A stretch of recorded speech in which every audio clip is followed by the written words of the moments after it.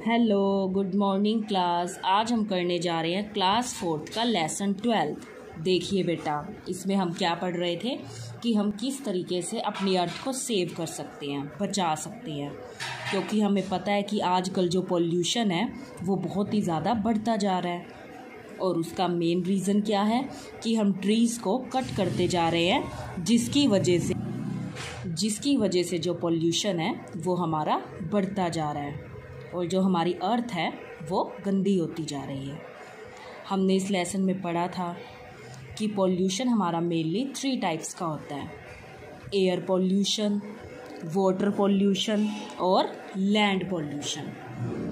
हमें पता है कि एयर पॉल्यूशन किस कारण से होता है कि जो बड़ी बड़ी चिमनीज़ है उसमें से धुआं निकलता रहता है, और वो किस में मिलता रहता है, वो विंड में मिल जाता है, जिसके कारण से क्या हो रहा है, विंड पॉल्यूशन हो रहा है, एयर पॉल्यूशन हो रहा है। और उसी हवा में फिर हम क्या लेते हैं, सांस लेते हैं।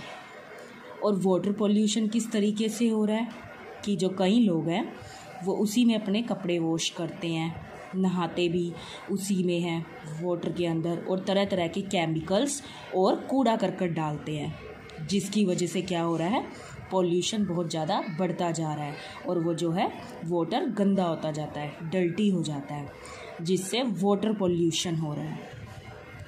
आज हम पढ़ने वाले हैं इसमें बेटा लैंड पॉल्यूशन। लैंड पॉल्यूशन मतलब भूमि पर किस तरीके से हमारा पॉल्यूशन हो जाता है, धरती किस तरीके से हमारी जो है वो गंदी हो रही है। तो देखिए, have you ever looked at a place where trash is dumped? Have you ever thought where all this trash goes? Usually, it is just dumped in landfills. When the harmful substances mix with the soil and make it polluted, it is called land pollution. अब वो क्या कह रहे हैं कि जो लोग हैं गंदी चीज़ें इधर उधर धरती पर फेंक देते हैं, और उसका कारण क्या होता है कि गंदी चीज़ें जब वो धरती पर फेंक देते हैं तो वो किसके अंदर मिल जाती हैं, सॉइल के अंदर मिल जाती हैं, मिट्टी के अंदर मिल जाती हैं, जिससे जो हमारी मिट्टी है, जो हमारी सॉइल है, वो क्या हो जाती है, पॉल्यूटेड हो जाती है, प्रदूषित हो जाती है, और वो गंदी हो जाती है, क्योंकि वो किस में मिल जाती है, सॉइल में मिल जाता है वेस्ट मटेरियल, और जिससे हमारा लैंड पॉल्यूशन होता है। और इसके कारण क्या है, it is caused by domestic, industrial, आगे देखिए बेटा,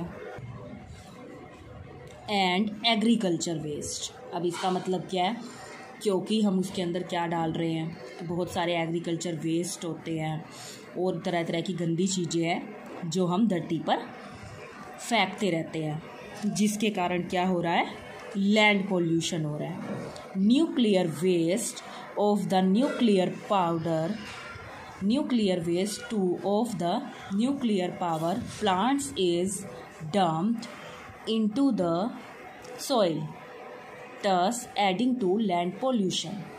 Sometimes these solids get dissolved in ground water and cause diseases. अब इसमें क्या होता है कि उन्होंने यही बताया, बहुत सी चीज़ें ऐसी होती हैं जो बहुत ही हानिकारक होती हैं, और उसके कारण क्या हो रहा है, वो सॉइल में मिल जाती हैं। सॉइल में मिल जाने के कारण क्या हो रहा है, लैंड पॉल्यूशन हो रहा है। जो हमारी इतनी सुंदर धरती है वो ख़राब हो रही है, क्योंकि हम उसे वेस्ट मटेरियल डालकर ख़राब कर रहे हैं। तो इसमें हमें इसके बारे में बता रखा है। आगे देखिए बेटा, biodegradable and non biodegradable waste.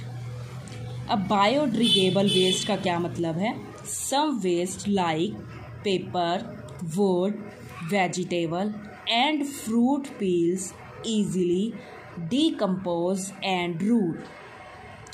These get mixed with the soil without polluting the environment. Such waste are called biodegradable waste. अब देखो, वो कह रहा है बायोडिग्रेडेबल वेस्ट क्या होता है। कुछ वेस्ट ऐसे होते हैं, कुछ चीज़ें ऐसी होती हैं जैसे कि paper, wood, vegetable and fruit peels, वो जल्दी से क्या हो जाते हैं, जल्दी से उनको डिकम्पोज हो जाते हैं. These get mixed with the soil without polluting the environment. ये चीज़ें सॉइल के अंदर मिल जाती हैं, मिट्टी के अंदर आराम से इजीली मिल जाती हैं, मिक्स हो जाती हैं मीन्स, और इनसे हमारी सॉइल को कोई भी नुकसान नहीं होता. मतलब इससे जो हमारी सॉइल है, मिट्टी है, वो नुकसान नहीं होता मिट्टी को, तो जिसको हम दोबारा यूज़ में ला सकते हैं और जिससे हमारी सॉइल को कोई भी नुकसान नहीं होता और जो इजीली मिक्स हो जाती हैं, उसको हम क्या बोलते हैं, बायोडिग्रेडेबल वेस्ट. अब ये तो ये चीज़ें थी जी जो आसानी से मिक्स हो जाती हैं और जो बिल्कुल भी प्रदूषण नहीं फैलाती. एक उन्होंने हमें क्या कह रखा है, नॉन बायोडिग्रेडेबल वेस्ट. अब नॉन बायोडिग्रेडेबल वेस्ट क्या होता है हमारा, some waste like plastic, polythene, rubber and metal do not decompose. उन्हें एक बार यूज़ में लाने के बाद फिर यूज़ में नहीं लाया जा सकता. These waste are called non biodegradable waste. इनको हम क्या बोलते हैं, नॉन बायोडिग्रेडेबल वेस्ट बोलते हैं, मतलब जिनको हम दोबारा यूज़ में नहीं ला सकते. These waste remain in the soil for a long time and never rot. These waste polluted the environment. अब इस तरीके की जो चीज़ें होती हैं वो इन्वायरमेंट को प्रदूषित करती हैं, मतलब इससे जो हमारी सॉइल है उसको वो बहुत ज़्यादा नुकसान होता है. मीन्स इनसे इन्वायरमेंट को हानि होती है, हानि पहुंचती है. आगे देखिए बेटा, प्रिवेंटिव मेजर्स फॉर पोल्यूशन. अब इसमें क्या कहा है, To be healthy, it is necessary that we keep our environment clean, green and pollution free. अब वो क्या कह रहा है कि इसमें क्या होता है कि जो हमारा हम हेल्दी रह सकें, हम स्वस्थ रह सकें, इसके लिए क्या ज़रूरी है, इसके लिए ज़रूरी है कि जो हमारा इन्वायरमेंट है वो बहुत ही ज़्यादा सही हो, मीन्स फ्रेश हो, क्लीन हो, ग्रीन हो और पोल्यूशन फ्री हो. अगर हमारा इन्वायरमेंट अच्छा होगा तभी तो हम क्या रह सकते हैं, हेल्दी रह सकते हैं. For this we should follow some precautions as given here. To prevent air pollution we should get our vehicles fitted with CNG और LPG kits. Regular pollution check of vehicles help in preventing air pollution. अब इसमें वो क्या कह रहा है कि जो हमारे, ताकि हमारा एयर पोल्यूशन कम हो, we should get our vehicle fitted. हमें अपने व्हीकल्स में क्या लगवाना, कौन सी गैस डलवानी चाहिए, CNG और LPG किट्स. इसी तरीके से आगे देखिए, आगे वो क्या कह रहा है, regular pollution check of vehicles helps in preventing air pollution. आगे देखिए बेटा, before letting dirty water into seas, rivers and lakes, it must be treated to reduce the effect of harmful chemicals present in it. अब उसने क्या कहा है, हमें जो हमारे हार्मफुल केमिकल्स होते हैं हमें उनको वाटर के अंदर बिल्कुल भी नहीं डालना चाहिए, जिससे जो वाटर है हमारा बिल्कुल भी गंदा नहीं होता. आगे देखिए, factory should have tall chimneys to release smoke and gases at a sufficient height in the atmosphere. अब जो फैक्ट्रीज़ की जो चिमनीज़ हैं जिसमें से धुआं निकलता है, जो उनकी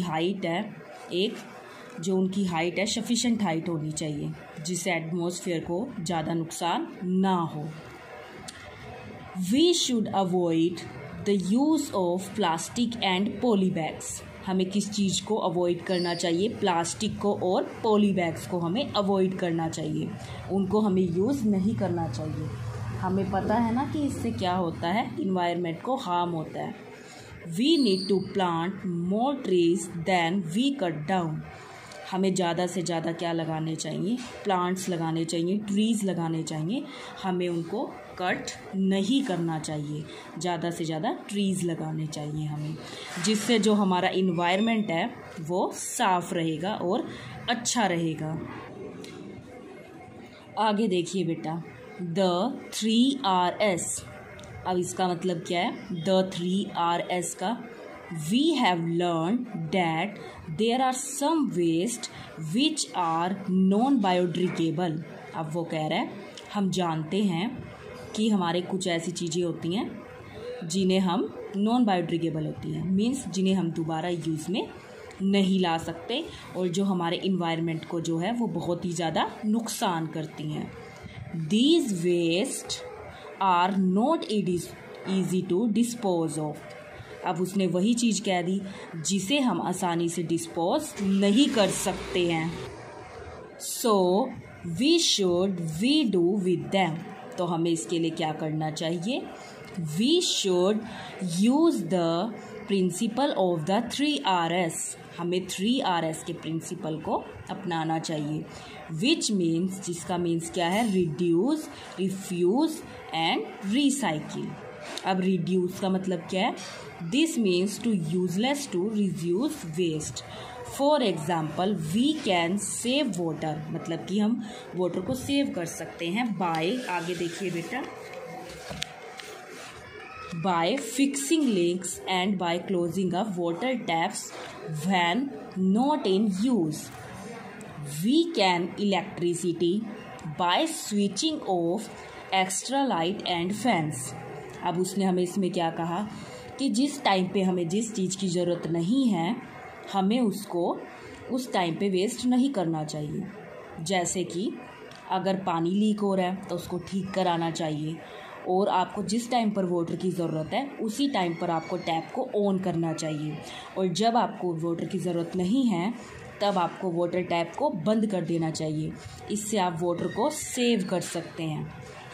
इसी तरीके से we can save electricity by switching off extra light and fans. इसी तरीके से आपको जब इलेक्ट्रिसिटी की ज़रूरत नहीं है, मीन्स जब आप रूम के अंदर नहीं बैठे हैं, तब आपको लाइट्स को और फैंस को क्या कर देना चाहिए? ऑफ कर देना चाहिए। इससे हम क्या कर सकते हैं? इलेक्ट्रिसिटी सेव कर सकते हैं। मीन्स हमें इन चीज़ों को सेव करना चाहिए, बचाना चाहिए। आगे देखिए, refuse, it means to use things again. इसमें यह है कि हम उन चीज़ों को दोबारा से यूज़ में ला सकते हैं। For example carrying our own shopping bag. अपने शॉपिंग बैग को ही देख लो।